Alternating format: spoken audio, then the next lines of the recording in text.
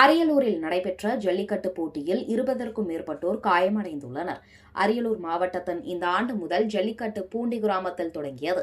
இக்கிராமத்தில் கடந்த 2018ஆம் ஆண்டிற்கு பிறகு 7 ஆண்டுகளுக்கும் பிறகு இந்த ஆண்டு நடைபெற்று வருகிறது. இப்போட்டியில் திருச்சி, தஞ்சாவூர், அரியலூர், பெரம்பலூர் உள்ளிட்ட பகுதியில் இருந்து 750க்கும் மேற்பட்ட காளைகள் பங்கேற்றன. இந்த போட்டியில் 300க்கும் மேற்பட்ட மாடுபிடி வீரர்கள் கலந்து கொண்டு சீறி பாய்ந்து வந்த காளைகளை போட்டி போட்டுக்கொண்டு அடக்கினர்.